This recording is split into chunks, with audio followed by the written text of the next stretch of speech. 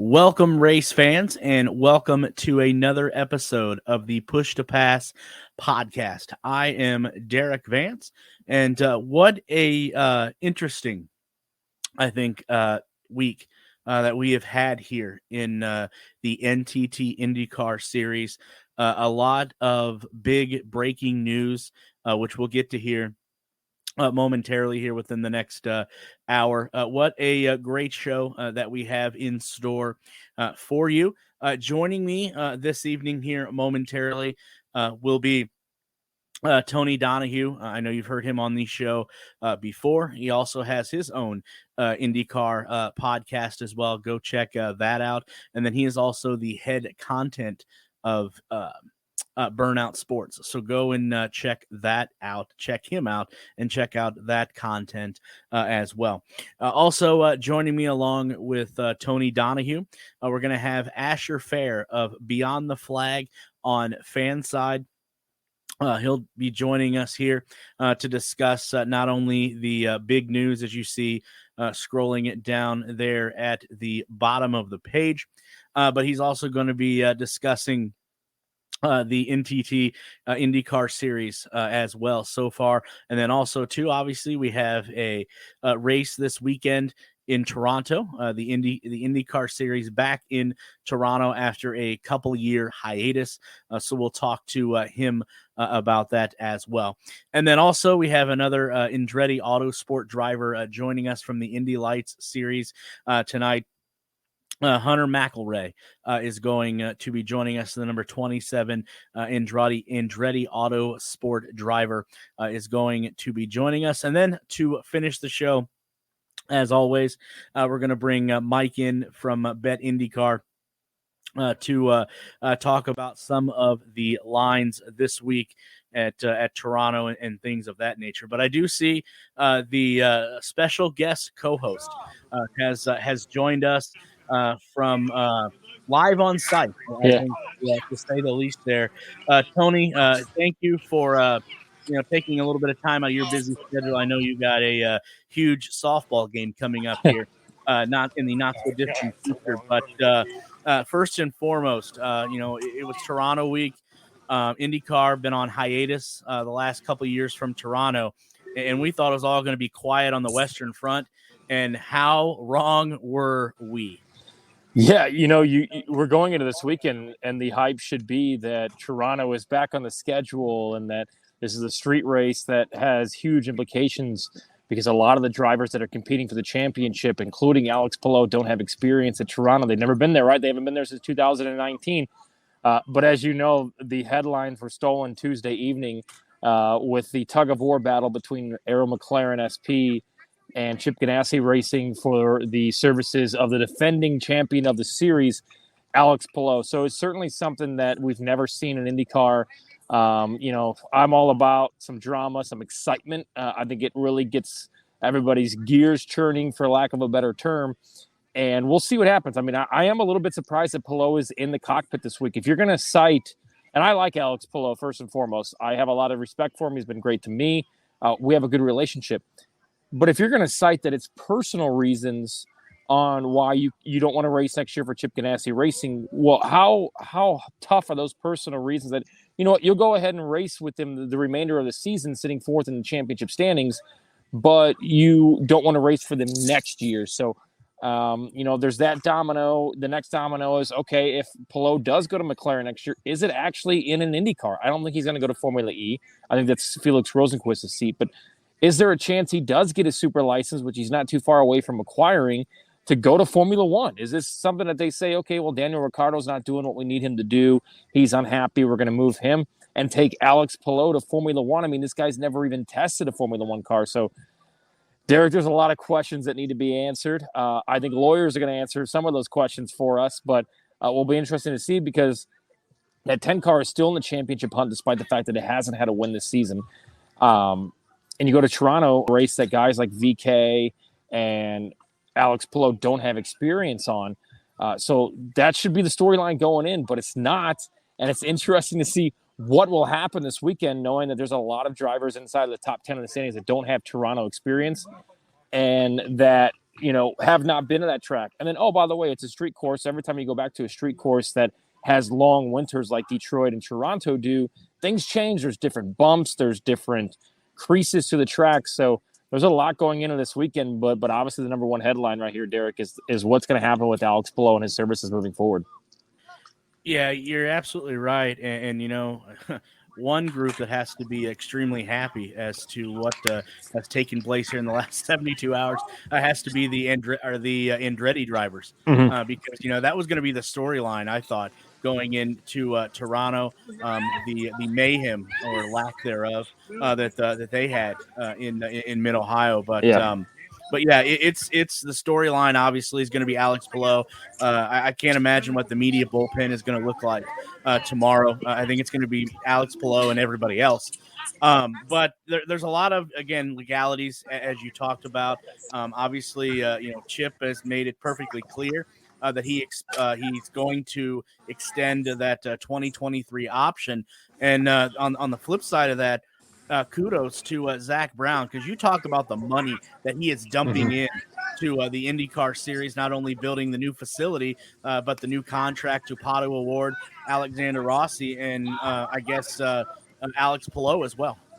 Yeah, and I think you look at what Chip Ganassi did. He got wind that Alex Palou was probably going to go over to McLaren, and he said, all right, well, I'm going to exercise that option. Now you got to pay me a pretty significant amount of money to get Palou out of his contract. And I think the quote-unquote personal issues might be more of a lawyer statement than anything coming out of Alex Palou, because we haven't heard a blip. We haven't heard anything that Alex Palou is unhappy. Alex Palou is not happy with Chip Ganassi Racing. We haven't heard a drop of that, and usually it's hard to keep that stuff under wraps.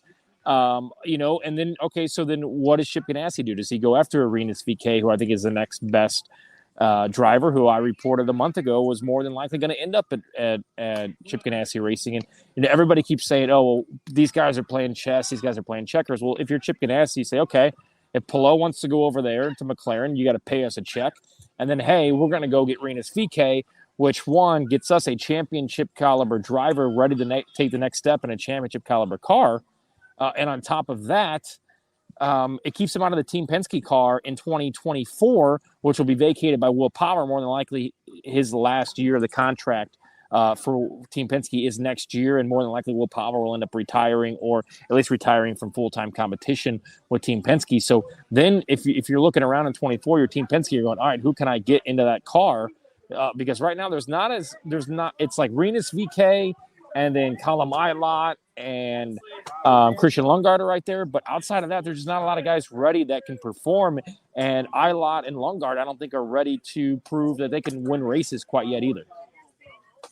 Yeah, there's definitely a lot of dominoes, I think, left to fall. And the one thing that worries me in all of this, and I know David Land talked about this as well, is, when 2023 comes around, Chip Ganassi basically tells Alex Palou, you know what, I am going to pay you to sit at home. And I think that could be the most damaging option here. Now, one thing I question, though, is if this deal is with McLaren and it's an obviously totally different, racing circuit, can Alex Palou do both? Is that possible? I don't know. I think there was a couple of weekends where the Formula E and IndyCar kind of mix, and that's probably why they said, you know what, we're going to have Felix Rosenqvist as our fail-safe just in case things happen. I don't think that you could do both full-time, but again, if you wanted to rotate some drivers in and out and go for a team championship, let's say on what would be maybe the 6th car with Alex Palou and Felix Rosenqvist, maybe. But I just think that's counterintuitive to what you're doing. Guys like Connor Daly will tell you it's so hard to hop in one car to go to another car to come back. And then this guy comes in. We've seen him do that with the 20 car, and it just wasn't consistent. And we've seen Connor this year have his most consistent season so far in that 20 car. So I just think that would just be a little bit too much. And Alex Palou is not a guy that I don't think is going to accept, regardless of how big the check is, to say, hey, I'm going to go to Formula E. So there is a lot of dominoes left to fall, that's for sure. Yeah, there absolutely is. And again, we don't know where Alex Palou sits with McLaren. All intents and purposes, everything he tweeted out, retweeted, had nothing to do with Aero McLaren. It Yep. just had to do with McLaren. So that's going to remain Yep. to be seen. But can you imagine for a moment? Just imagine 2023 opening weekend, the Aero McLaren stable, Alexander Rossi, Pato Award, and Alex Palou. I mean, it's a super team, right? And that's what Zach Brown wants. That's what Zach Brown knows that he needs to do to compete at IndyCar for championships, Indianapolis 500 wins. Pato has had great Indianapolis 500 runs the last 2 seasons. Felix had a good month of May to kind of quote unquote save his job at McLaren, whether that's being a Formula E driver or an IndyCar driver. But that is an absolute super team that contends with Ganassi and contends with Penske right away. I think it's a team that, does Renus end up at Chip Ganassi Racing? And I think Renus VK is a super talent that can win races in that 10 car and contend for a championship. Yeah, absolutely. And you know what, though? Coming around to 2023, you could see this same war between Chip Ganassi and Zach Brown for Renus VK. So this may rear its ugly head again. But aside from that, another storyline, obviously, is the chaos that is taking place over at Andretti Autosports with everything that took place there. Hey, I'll sit one more. So, all right, we'll get one more segment with you. I'm sitting here, so you're good. I'm going to sit the sitting out, so you're good. But what is your feel? What is your take? I know you were at Mid Ohio with everything that's involving Andretti Autosport right now. I think that you've got Alexander Rossi, who is frustrated with his results over the last 2 to 3 years. I don't think he's won a race since the 2019 season. And then I think when Rossi came in, there was a look at him like, oh, here's this Formula One guy who is better than everybody and whatever. Well, Rossi's kind of looking at Grosjean going, is this what people thought about me? Was I a quote-unquote ass to get along with, right? And I think Grosjean has one goal in his mind. It's not to make friends. It's not to make anybody happy but himself and to go out and win races and contend for races. It's been a frustrating season for Andretti. You take away that win for Colton Herta at the Indy GP when it rained and really gave him the opportunity to win that race. Outside of that, it's not been a very good run. I think Grosjean has one podium this year, if I'm not mistaken. Rossi has a couple. Rossi has been pretty hot for the most part since the start of the month of May. Andretti got into him big time. I mean, Michael came in and basically, because look, not only, Derik, was it a bad look for them in their IndyCar program, it was a bad look. Good catch. Sorry. Not only was it a bad look for their IndyCar program, it was a bad look for them trying to get to Formula One, trying to get these people to sign off on him coming to Formula One. And Formula One, which has always been anti-American. I mean, look, we haven't seen an American driver over there since, Scott Speed ran a couple of races. Michael went over there in 1993. I think it gives an excuse for these Formula One teams to say, you know what? Look, he can't even control his own IndyCar program and his own IndyCar drivers. And he's got his best driver in Colton Herta, now with McLaren, doing some testing for Formula One. It's one of those things that's like, man, it's not a good look, not only on the IndyCar side of things, but Formula One. I think we'll see a resurgence. Toronto has been a track that the Andrettis have always ran well at. Michael obviously won there a lot in his time. I think we'll see good runs this weekend out of Colton, Grosjean, and I think Alexander Rossi, and also Devlin DeFrancesco. I mean, Devlin's been kind of the scapegoat for a lot of things, and there was no controversy really out of him at Mid Ohio. He did have a little dust up with Grosjean, but at the end of the day, I think we'll see a little bit of a resurgence out of Andretti. Am I going to predict that their drivers win this weekend? No, but I think we'll see a little bit more pep in their step to get stuff done. And I think Michael said, look, we got to finish the season strong. We have sponsor obligations. You're still under contract with me, whether you're going somewhere else next year or not. So I think we will see a little bit more out of Andretti. I think all four of his drivers are professional at the end of the day and will do what it takes to better the team. And, the emotions finally boiled over at Mid Ohio. That had been building for weeks and weeks and weeks. I mean, we've seen Grosjean run guys off. We've seen Rossi kind of be on a charge lately. So I think there's a lot of people that are ready to see Andretti do well. And I think that could start this weekend at Toronto. Yeah, I'm in total agreement with you. Michael runs a tight, classy outfit over there. And as you said, everything finally come to a boiling point, and they had to have that come to Jesus meeting there. Yeah, And which was I needed, mean, which was needed, and maybe it was needed a few weeks prior, and it finally just took its toll on the track. It finally took its toll off the track when Grosjean walked to his transporter with his helmet on. He walked right by me when Andretti went by and didn't see Rossi on his scooter and yelled, "Where the hell is he?" So a lot of things just boiled over, and maybe that sit down should have came before Road America. Instead, it comes after all that stuff goes down after the Mid Ohio race. Yeah, absolutely. Obviously, we're going to be interested in following how those drivers finish this weekend as well. Tony, again, a huge thank you for taking time out of your day. I know you got to get back to a huge softball game you got over there, but if you do get some time before 10 o'clock or so, make sure you see if you can hop back on. Yep, thanks for having me. Sorry that didn't work out for the entire show. Tell Hunter I said hello. I ran into his teammate today downtown on the Circle, Stingray Rob. And I said, what should I ask Hunter if I talk to him tonight? And he said, you need to ask him what it's like to sit on the sidelines while his two other lights teammates were testing an IndyCar at Mid-Ohio the other day. So, all right. Hunter, You know what? I will get that in for you. Yeah, absolutely. I will get that in for you. But it was a great win for Hunter a few weeks ago at Mid-Ohio. And, as cool as this is IndyCar, watch these Indy Lights guys because that Iowa race is going to be awesome coming up in a week and a half. Yeah, absolutely. Can't wait to preview that. But Tony, again, a huge thank you for carving some time out of your day. And if you can, get back on. Thanks. Appreciate it. I gotta go bat now. There you go. See ya. Yep. That was Tony Donohue. Go check him out there on his IndyCar podcast as well as Burnout Sports. But now our next guest here on the Push to Pass podcast, absolute fan of this next individual. We've actually been Twitter followers of each other for quite a long time.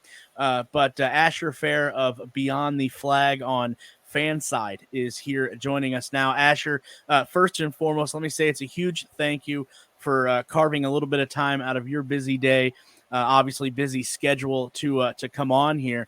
But for people that don't follow you in the racing world, and let me say shame on them if they don't, tell us a little bit about yourself. Yeah, I mean, well, first of all, can you hear me all right? It's my first time using this software. You are, as they say, 5x5. You're coming in crystal clear. Sounds good. Thanks again for having me. Thanks for setting this up, for putting up with my 16 different Twitter questions before getting on. But yeah, I've been doing this for Beyond the Flag. I guess this is my 6th season. So 2017 is when I started for Beyond the Flag. And then before that, actually, it's an interesting story how I got started into racing. So I guess I was in like 4th grade. And I was watching, have you ever heard of the show Gomer Pyle? Well, golly, George. Exactly. So I got into that show. I was like in 4th grade. My dad bought season 1. And then, of course, he bought us season 2, season 3. And then he said, hey, if you want to watch Gomer Pyle sing on Sunday, you could watch Indy 500. So that was 2009 Indy 500. Castroneves won. It was his 3rd. And ever since then, I've just been hooked on the sport. And that became an Instagram fan account, which evolved into my own website, which was called Sports Press. And then I used that to apply to my editor role at Beyond the Flag. So it's been an interesting journey, that's for sure. Yeah, it definitely sounds like it has, and kudos to your dad for having you watch great TV shows like Gomer Pyle, because obviously TV did this day and age. There's nothing like seeing Jim Neighbors, but. No. I know you're a huge motorsports fan. Obviously, you do write IndyCar, and not a shortage, I think, of topics here within the last couple of weeks. Just got done talking there with Tony Donohue. First and foremost, let's talk about a little bit what the news that has shaken, I think, the IndyCar world within the last 72 hours. I know you've been on it, but the news coming out there Tuesday evening, everything surrounding what is going on with Alex Palou. Yeah, I think it's it's one of those things where you say, oh, silly season doesn't matter because you got to focus on the task at hand, but it does matter. I mean, you're seeing these reports from Brazilian media that they're ready to put Kanan in his seat, which I don't know how much of that I believe, but it just crazy. I mean, how does Chip Ganassi move forward with him in the championship this year? I mean, they have two other fully capable championship contenders that, I mean, they're going to want to, I hate to say it, but they're going to want to prioritize those two if they keep Palou in that seat. So it'll be interesting to see how it plays out. But what's funny to me, and I said this from the start, was if you remember early last month, Kanan tweeted about, he basically tweeted what was going to happen without revealing exactly who. So something tells me that there's a lot more going on behind the scenes than anybody's being led to know. Yeah, I think you're absolutely right, and that's a great point that you just alluded to there. If I remember correctly, the tweet that Tony Kanaan tweeted out is that you're going to be knocked off your chair. I think at the name that's going to surface for McLaren. Now, the interesting thing about this is, and you've seen this as well, everything that was tweeted, retweeted by Alex Palou had nothing to do with Aero McLaren. All it talked about was McLaren. So that kind of, is a luminous cloud that is hovering over this as well. And the contract aspect of this really, Chip Ganassi kind of holds all the cards here. I think so, but I think that he needs to be careful. I mean, we saw Tony, who you just had on, last month, tweeted about how VK was going to go to Ganassi and that it was like close to being a done deal or whatever. I think if Palou's contract forbid him to talk to another IndyCar team, then if Ganassi tries to keep him from driving for Arrow McLaren SP IndyCar team, they better be careful that Arrow McLaren SP doesn't come in and swipe VK from them as well. So I don't know if that could happen, but he wants to be careful there. Yeah, that's a great point, and that was something I brought up with Tony, is that we could see this play out all over again during the off season, as you just mentioned there. Rinus VeeKay, who could potentially, all intents and purposes, be the lead driver for that number 10 Honda car going into 2023, but we could be right back in this same position with Chip Ganassi and Zach Brown, who, to his credit, you want to talk about the money that he has put into his IndyCar team, putting a new facility up here in central Indiana. And then you see the contracts that he is, the contract extension that he gave to Pato Award during the month of May. Obviously, the new contract for Alexander Rossi for next year, and then re-upping with Felix Rosenquist. So Zach Brown making a huge commitment to his IndyCar program. Yeah, I think they want to be number one. There's no doubt about it, and they can be. I mean, minus the reliability issues the last two races, Pato could be leading the championship for all we know. And now you're going to add two championship guys, championship contenders for next year potentially, whether the third one's Palou or not. Yeah, I mean they're right up there, and which leads me to a point is that I think Penske's got to be sitting back and just laughing, because you have their big rival Ganassi's like engage in all these off-track battles. And, oh, by the way, we're about to have 5 races in 22 days. Those Penske guys in second and third in points have got to be loving what they're seeing. Yeah, you're absolutely right. We are coming to I think a very vital stretch here in the 2022 season. I want to get from your perspective. Obviously, last week or a couple weekends ago, Mid Ohio was the halfway point in the IndyCar season. What has caught your eye so far during the first half of the season here in 2022? Oh, there's too much to say, but I think the fact that Andretti really hasn't been a part of the big three, but then you look at it, no one has. I mean, Penske has 6 wins and 3 other teams have 1. But yeah, the dysfunction at Andretti, I mean, you hope it's a one-off thing. I hope it's a one-off thing. I think Colton Herta's speed is not 10th place speed, which is where he's at in the championship. He should be probably 3rd or 4th. based on everybody else's success. And obviously he had the tough Indy 500. But what stood out to me is the rookie battle. I think Christian Lundgaard is obviously leading that standings right now, but he's right up there with Graham Rahal. And that team, I mean, people criticize Graham Rahal all the time, but that team has struggled this year. And that's no secret. And yet he's right up there with a veteran who's been doing it for 15 years. So the rookie battles impress me because you also have David Malukas, who's same thing. I mean, he's right up there with Sato every week. So the rookies have been impressive to me. Yeah, I think you're absolutely right, and not to not to mention Callum Ilott and the driving Yes. that he has done. I'm a huge Callum Ilott fan, and that's somebody else that has been rumored to be potentially Chip Ganassi next year as well. But I was able to speak with Callum during the month of May, and I told him how impressed I was with him, just for the simple fact him being a one car team and not having those 2 or 3 cars to rely on at the track for data purposes, and the only data that they have is the data that he and the laps that he is putting down. So such an impressive run from Callum Ilott and that whole Jinko's team there, with just having one car. And I think you're absolutely right. An impressive rookie class. Christian Lundgaard, potentially maybe the best car there in the Rahal, Letterman, Lanigan stable. And then you also talked about David Malukas, and what an impressive job he has done over at Dale Coyne, along with Takuma Sato, as you mentioned.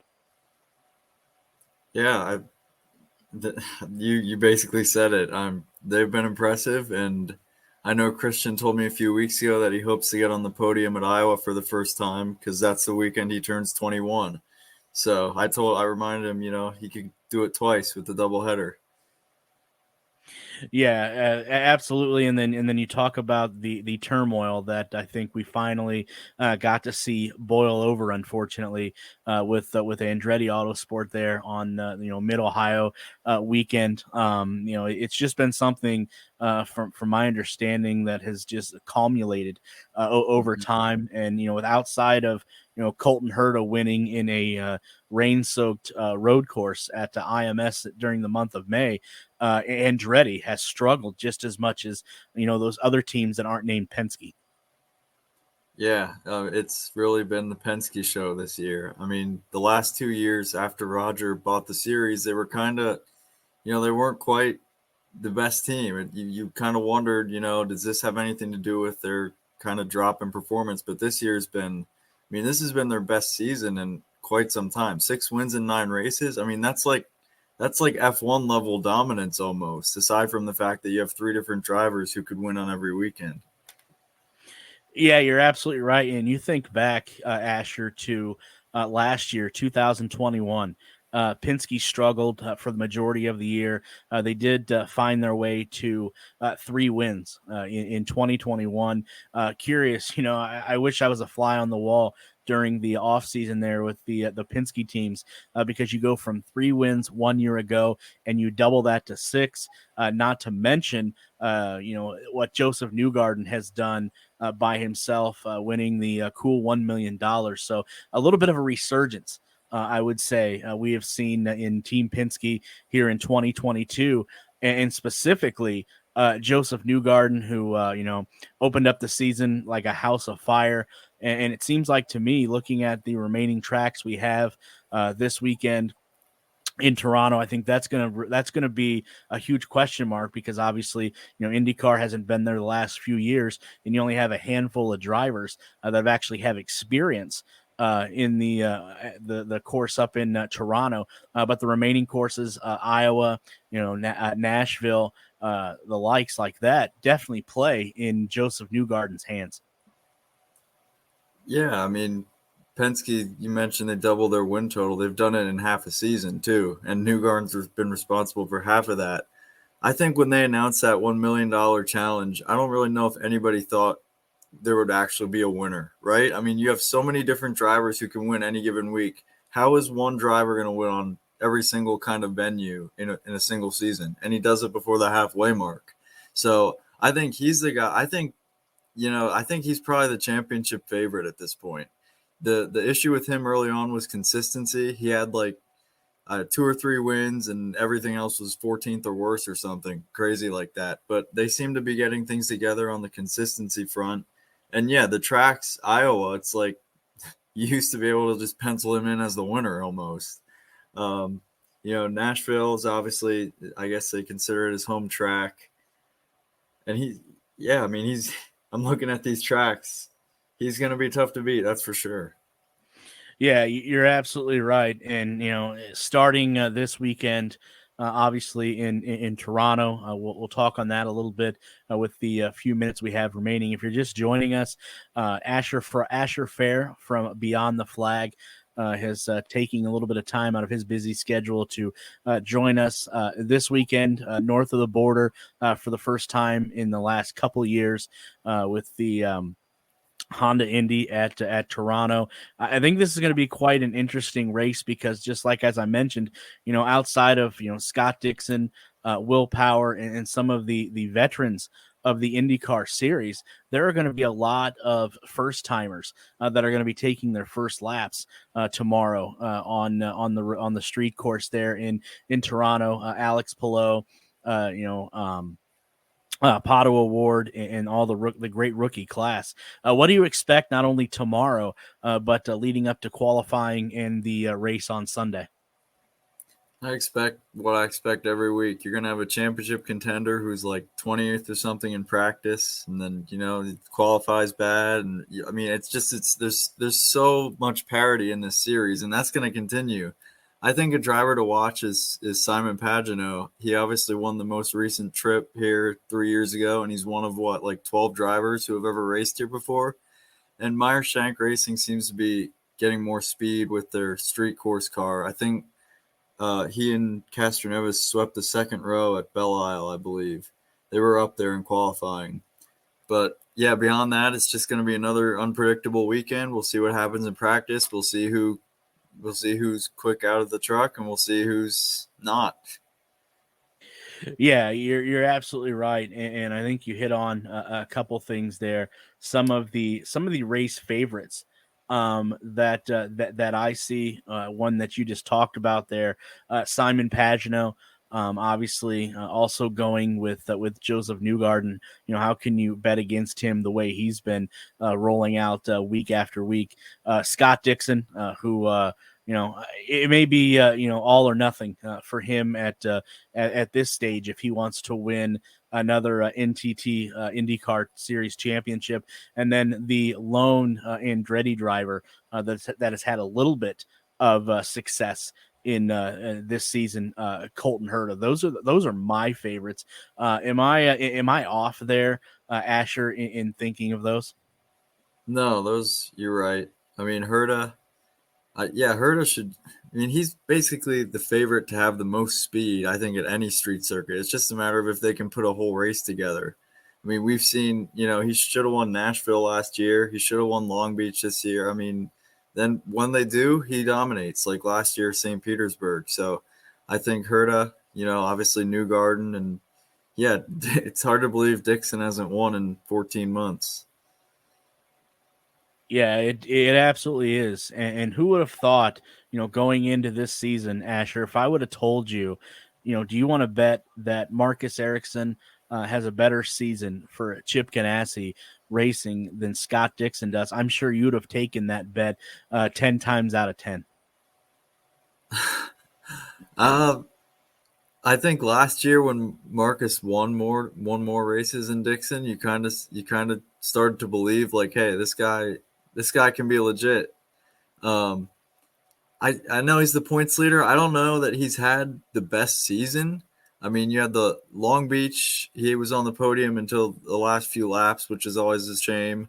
I think his point total is definitely inflated because the Indy 500 was double points. And, that's the same reason Dixon and Palou aren't also leading the championship because of their issues. But it wouldn't have been too hard to believe that, honestly, just based on last year and the success he had. I think it was his second year with Ganassi, so he took a huge step forward from his first season there. But we'll see how it plays out. There's still 8 races left. Obviously, I mean, if Palou's driving with a clear mind, which isn't going to happen, but if in the event that he can drive and focus and do what he does, I still think he's the best of the three. Yeah, you're absolutely right. This championship point standings is going to come down to a handful of drivers, and the one I think, as I mentioned, it plays to the most there is Joseph Newgarden. But we've been on a roller coaster so far in 2022, so I don't expect that to change anytime soon. Asher, for people that again are interested in following you on social media, if they don't already, like I said, shame on them. And then all of the great content that you provide on a daily basis as well. Where can people find that at? Beyondtheflag.com, no spaces, obviously. And then our Twitter page is beyond_the_flag. I do have a personal Twitter. I don't even know the handle off the top of my head. I never use it. But if you look up Asher Fair, I'm sure it'll pop up.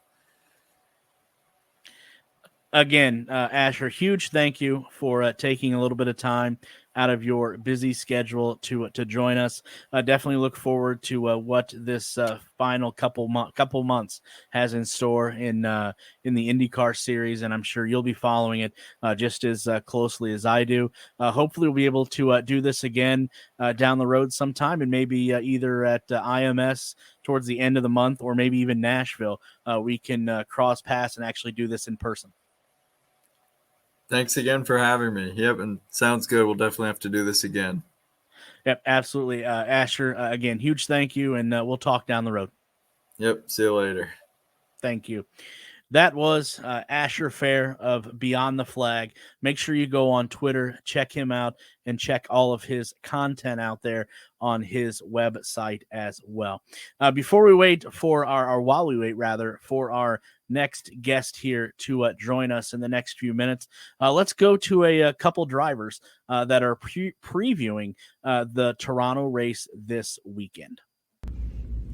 Hey guys, race week again, Toronto for my first time. Super excited to go there. We had an amazing weekend last week at Mid-Ohio with second place there, fighting till the end. But Toronto, it's my first time going there. I'm super excited. The track looks fantastic, lots of fans, so cannot wait to race there for the first time. And the team was really good there in 2019. They got a podium with Dixie, good placing with the 10 car. So hopefully we can get that number 10 NTT Data Honda in victory lane for the first time this year. See ya. I can't wait. I can't wait for Toronto this weekend. It was a great event. Last time we were there, 2019, when I won the race, it was pretty awesome. It's a racetrack that I really, really enjoy. I love the rhythm of the track, and it's a place that I feel very comfortable at.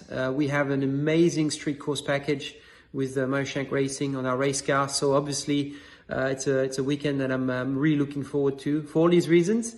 Which are very positive, and I look forward to hopefully execute perfectly the whole weekend and maybe end up with a silverware at the end. So I look forward to it. Thank you.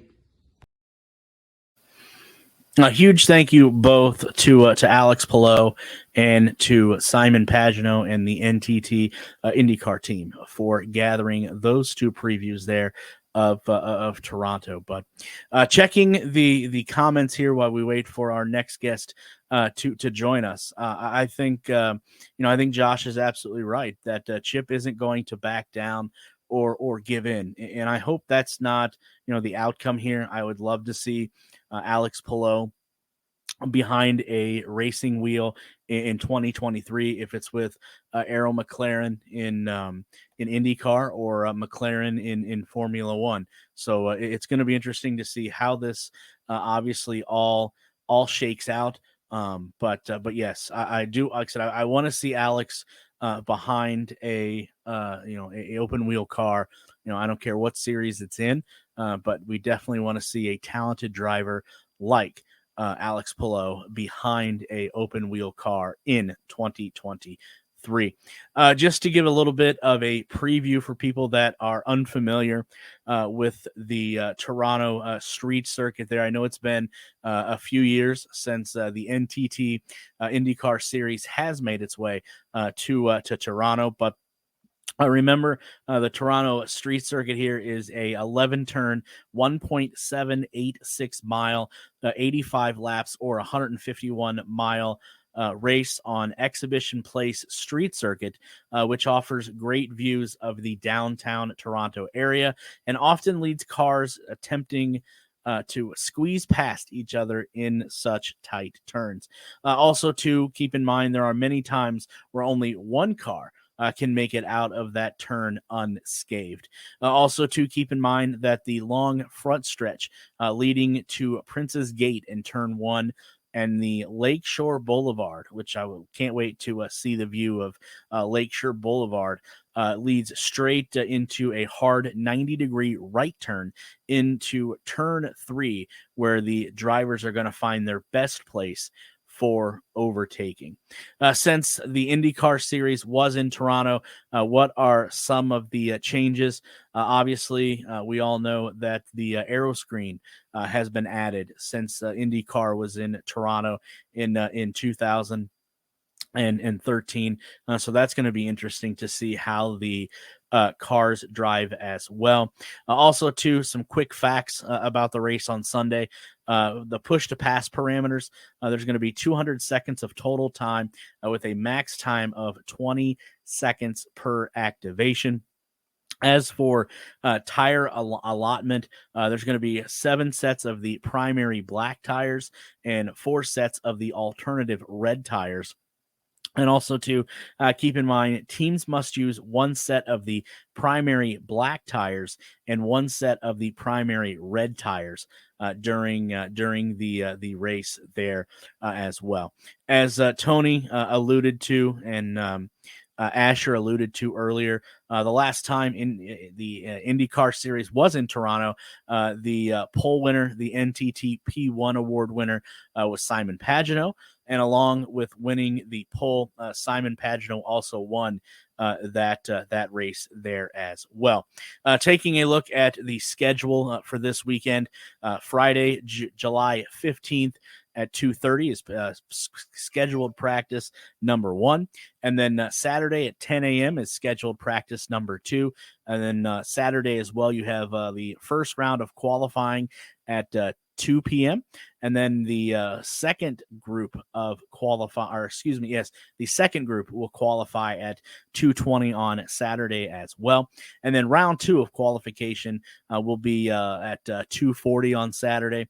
And then the Firestone Fast 6 is scheduled for 3 p.m. on Saturday. And then leading into Sunday, you'll have the warm-up there at 10:55 a.m., and then the race is scheduled to begin at 3:20 p.m. Remember, these are all Eastern Standard Times. And I do see we have another question from Josh there in the comments asking if we will be at the IndyCar race in Nashville, and that is a astounding yes, we will. And then if so, will we be broadcasting live from there? You know what, we haven't given it much thought, but don't be surprised if you see a broadcast or two from there. I know we're going to gather obviously a lot of interviews and things of that nature. So some past winners from Toronto, active winners for the that are current drivers. You have Will Power has 3 wins in Toronto, followed by Scott Dixon with 3, Joseph Newgarden with 2, and then obviously Simon Pagenaud with 1 as well. And then the active pole winners, Will Power has 2 poles, Scott Dixon has 2 poles, Simon Pagenaud has 1, Elio Castroneves has 1, and then also Joseph Newgarden with 1 pole as well. So just waiting. We should have here our next guest momentarily stepping in. So can't wait to hear from this driver. What a great season he has had so far in Indy Lights, and obviously he is waiting patiently for his call up to the to the major circuit there, the NTT IndyCar series. I'm sure he will get that call sooner rather than later. But if you're just tuning in, thank you. Or if you're going to be listening later, thank you to you as well. This is episode number 7 of the Push to Pass podcast. I am Derik Vance. If you did miss any of the beginning of the show, you can go back to a multitude of podcast platforms to find replays of this show and past shows as well.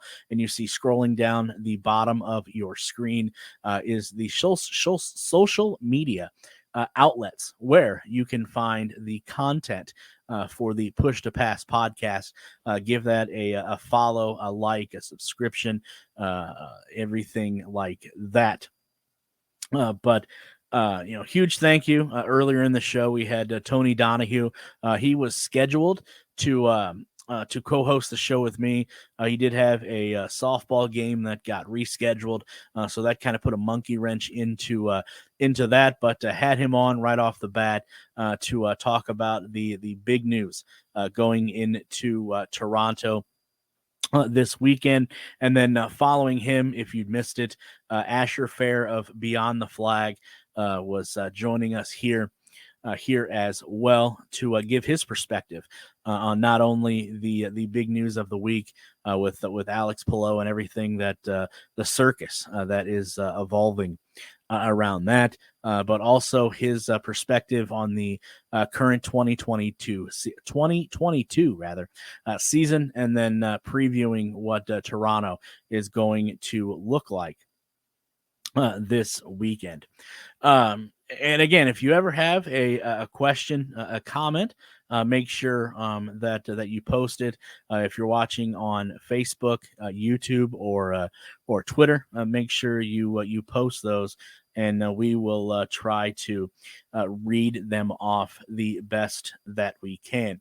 Let's take a look again the entry list, because I know that has been talk of the circuit as well, with some of the sponsor issues that AJ Foyt and Tatiana Calderon are having. But taking a look at the entry list this weekend, you have Joseph Newgarden, Scott McLaughlin, Dalton Kellett, Pato Award, Elio Castroneves, Felix Rosenquist, Marcus Ericsson, Scott Dixon, Alex Palou, Will Power, Kyle Kirkwood, Graham Rahal, David Malukas, Connor Daly, Renus VK, Colton Herta, Alexander Rossi, Roman Grosjean, Delvin DeFrancesca, Christian Lundgaard, Jack Harvey, Jimmy Johnson, sporting a new livery this weekend as well, pretty sharp, Takuma Sato, Simon Pagenaud, and then rounding out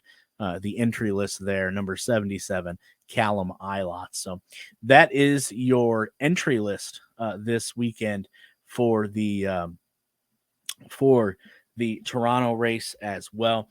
Hopefully we didn't get our times crossed here, but Hunter McElroy is supposed to be stopping by here any minute to join us to talk about a different array of items, from why he got into racing to his season so far in Indy Lights here in 2022.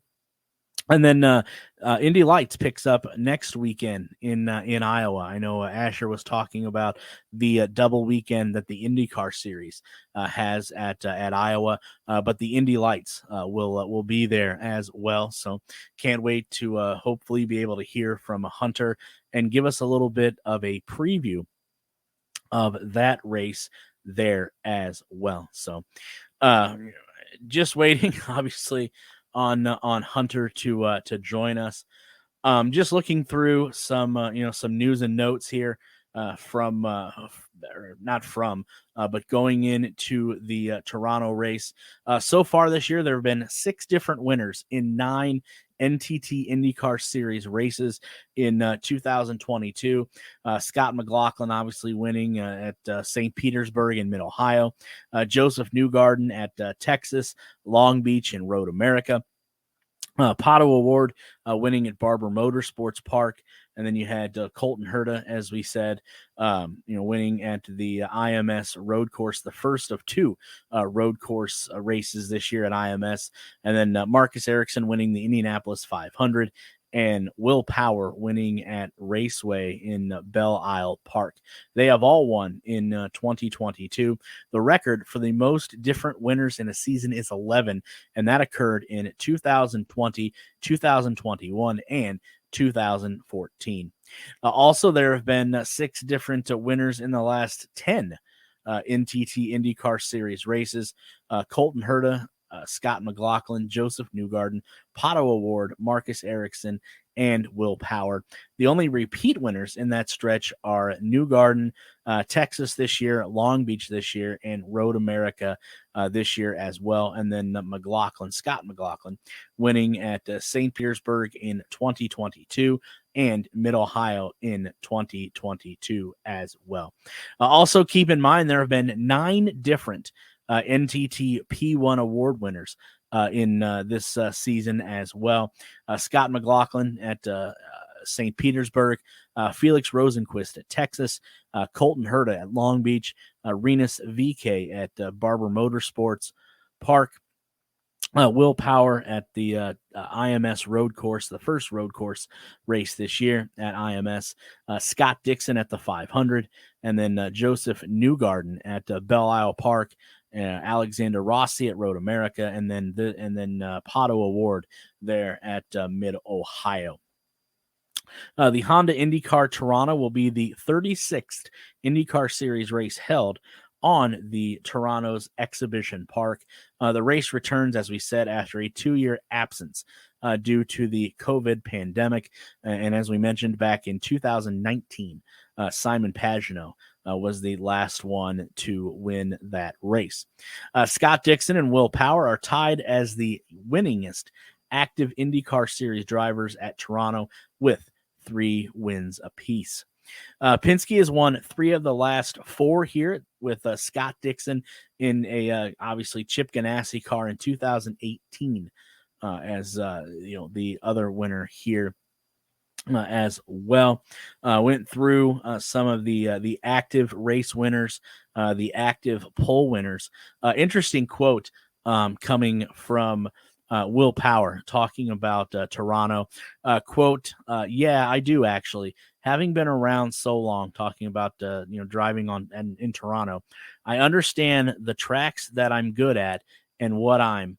Toronto is always one that I struggle in qualifying for whatever reason, usually good in the race. After that, you've got to be good at all of them. And some that think you'll be really good at, you may have a bad day, so you got to make the most of everything. But there are some tracks your car is better, you're stronger at, some click with you very well. That's a path that you got to keep working on, so be stronger everywhere. So a little bit of a quote there from Will Power. Interesting words coming from him as well. But I do see that we may have had a communications snafu, and that is apologies. My apologies. Hopefully we'll be able to maybe connect with Hunter next week. But coming on the show now, he's become one of the regulars, so to say, on the Push to Pass podcast. Yes, that is Mike of BetIndyCar. And Mike, before we get into any of the betting for this week, I know how we talked about this last week, how tough Toronto is going to be, due to the fact that it's been a while since IndyCar has been there. But want to get your perspective. I've asked the other 2 guests that have joined me, and I know you might not pay as much attention as others, but what a earthquake IndyCar had this week with the news from Alex Palou, from Chip Ganassi, and then from McLaren as well. Yeah, Derik, man. Yeah, thanks for having me.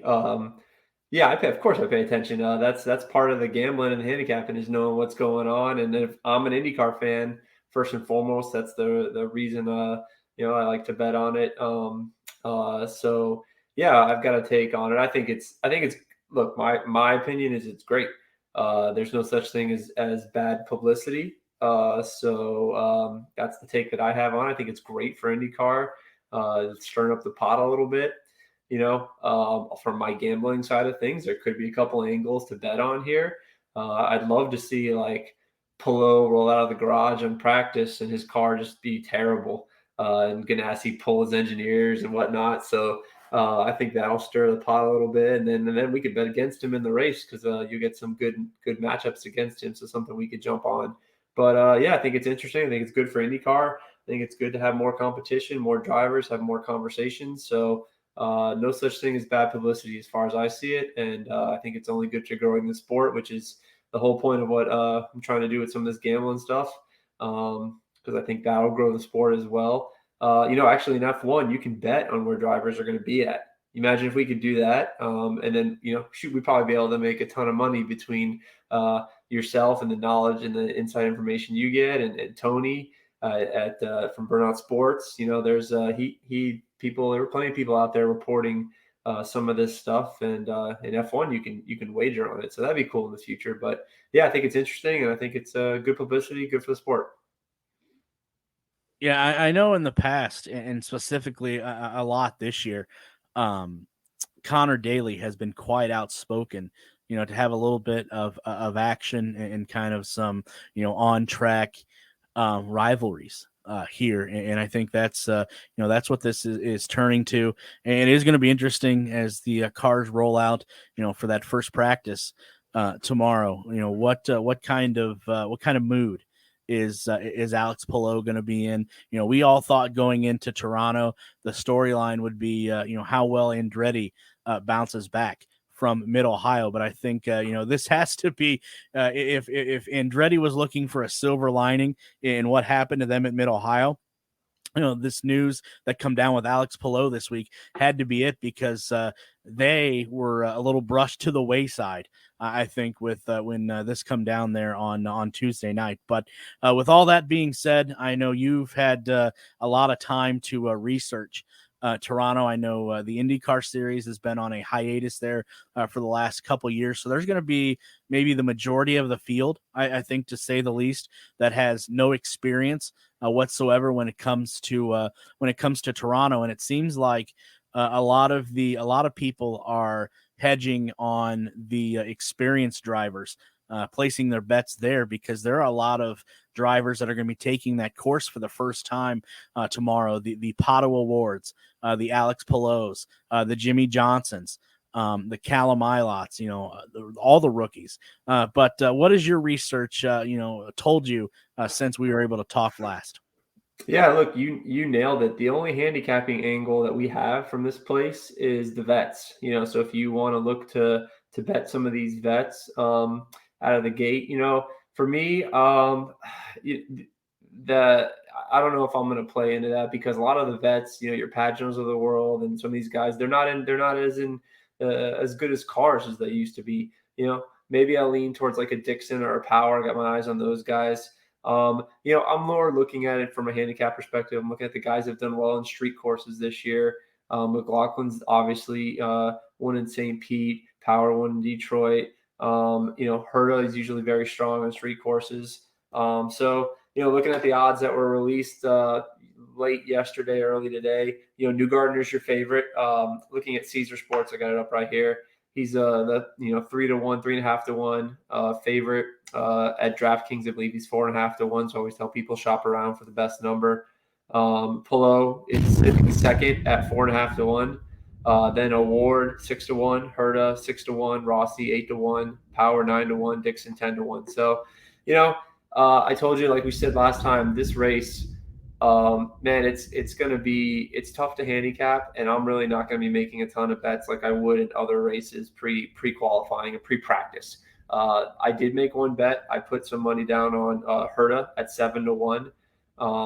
Typically on street circuits and typical years, Herta comes out as usually right next to Newgarden as one of your pre-race favorites, if not the pre-race favorite. He was the pre-race favorite in St. Pete at 3-1.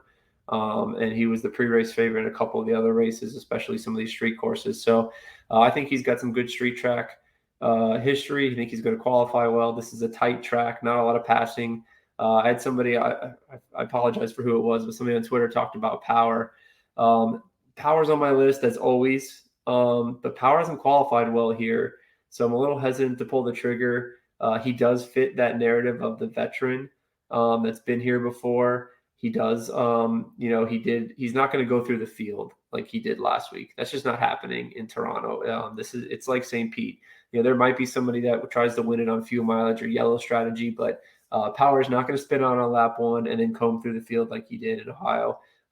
That's not going to work. You're going to need to qualify up front, or you're going to need to hurry, get really lucky on some yellow strategy. So I'm going to wait for practice before I make any of my bets. And honestly, I'll probably keep most of my bankroll for this particular race until Sunday morning. Yeah, we've spoken on numerous occasions previewing one race or the other, and we're pretty spot on. I think when it comes to some of the favorites that we like.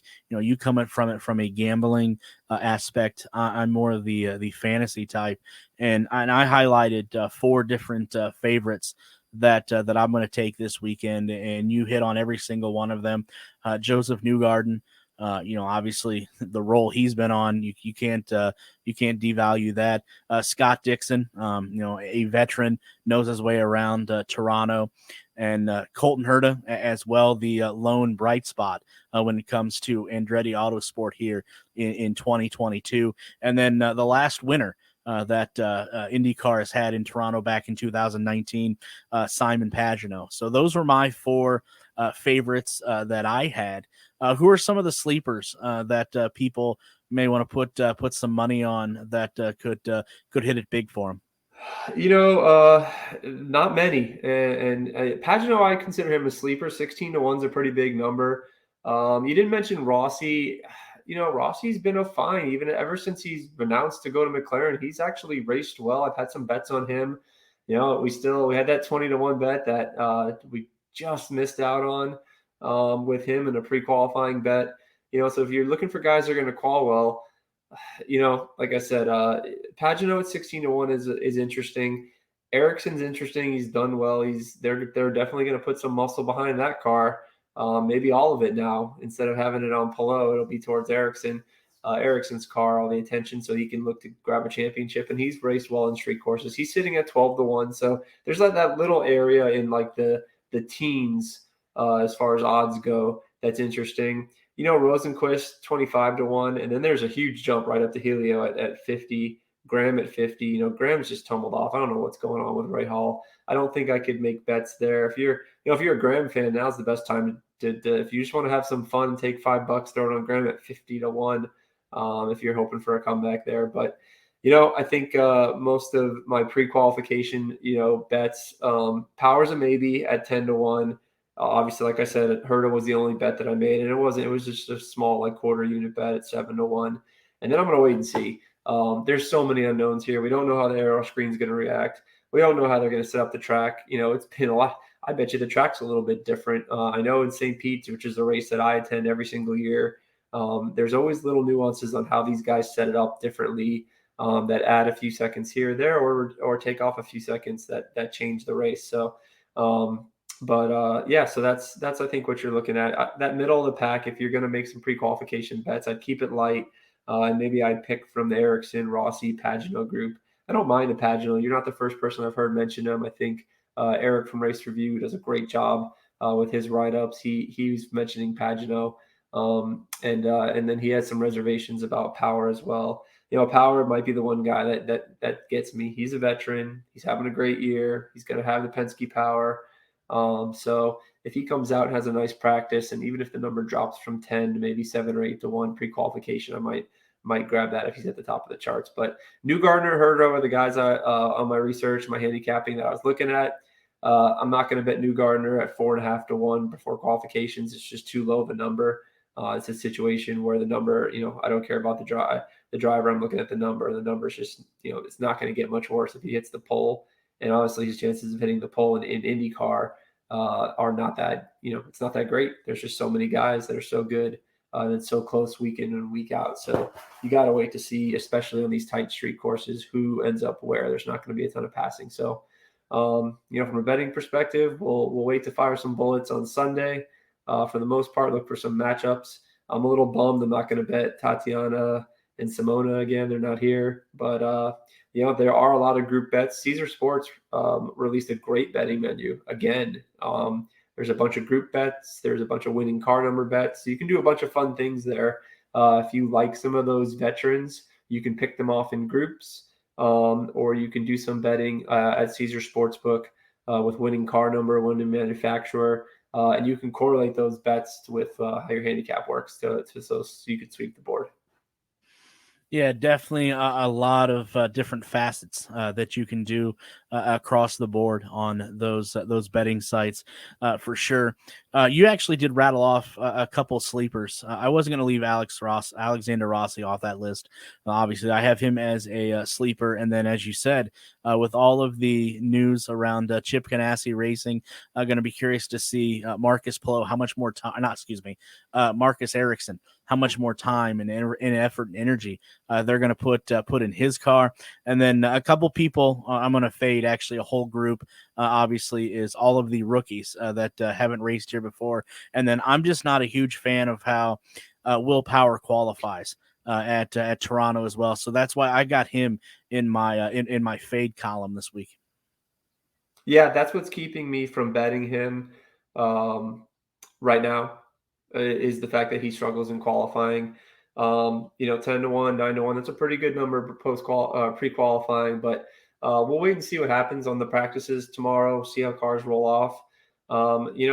These guys are professionals. These guys are good.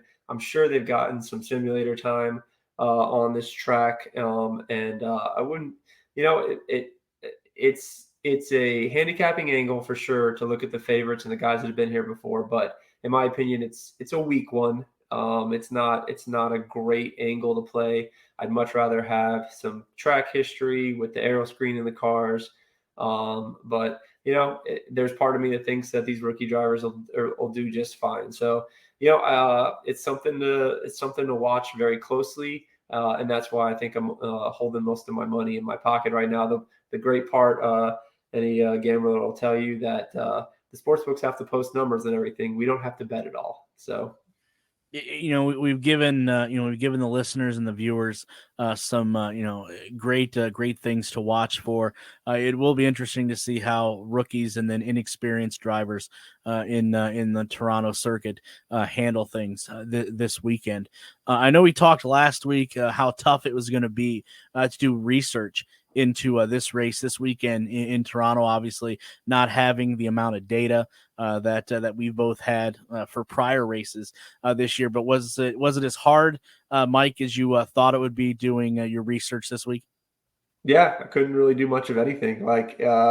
It's live research. It's trying to get quotes from drivers, trying to see what they're saying about the track, trying to figure out who is on a simulator running the track, what are their drivers saying about what tracks it's similar to. Like I mentioned, I heard St. Pete come up a lot.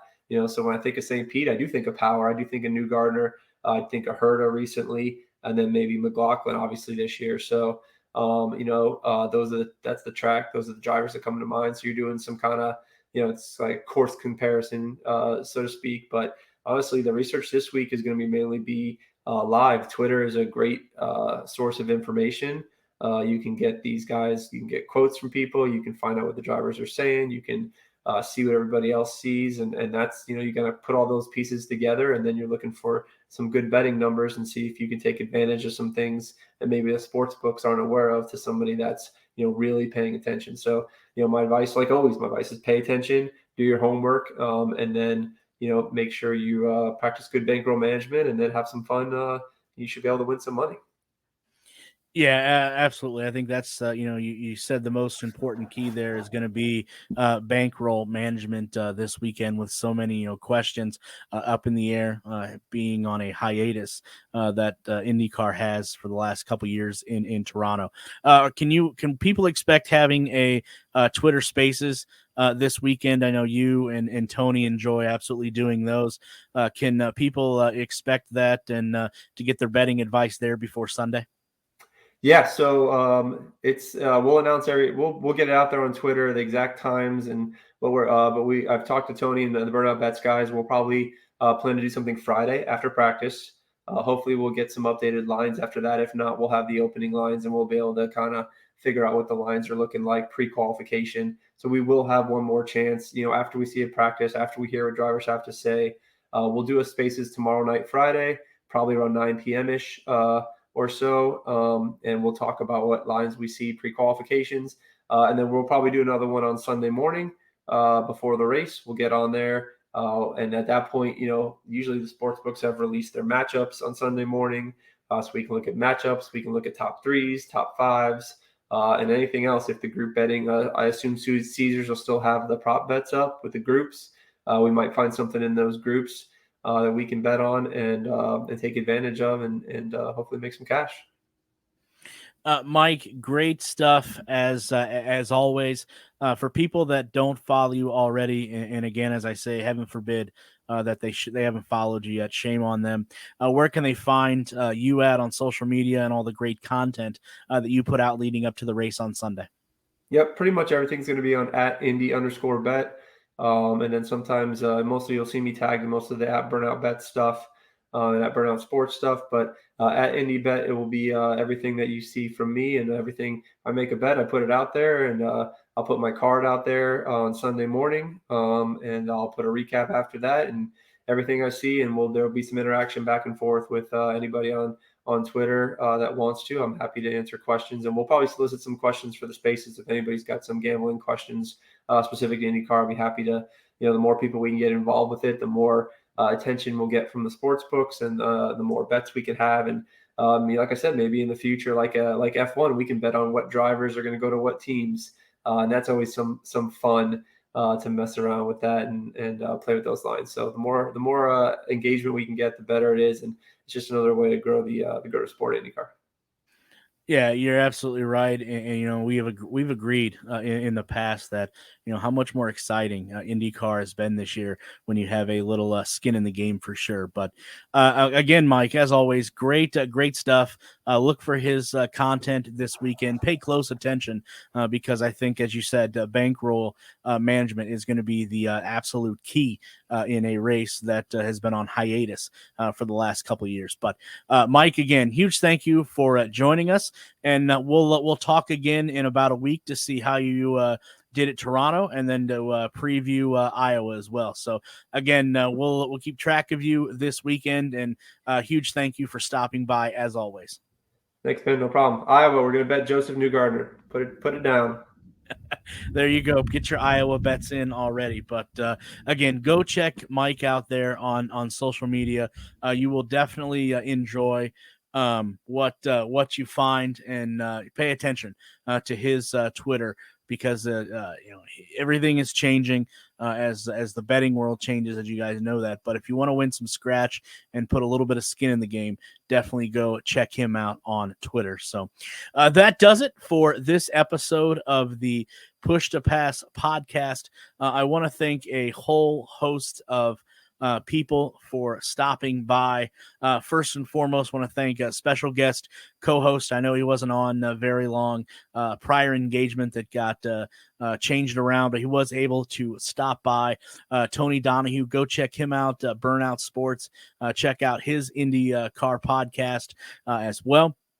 And also, again, another huge thank you to Asher Fair of Beyond the Flag, at Beyond_the_flag on Twitter. Check out his not only his Twitter account, but the content that he puts out there as well. And then last but certainly not least, Mike from BetIndyCar. Make sure you give him a follow, a like this weekend. Check out his Twitter spaces with him and Tony Donohue. Great insider betting information if you are into that sort of thing. So that wraps it up for this episode of the Push to Pass podcast.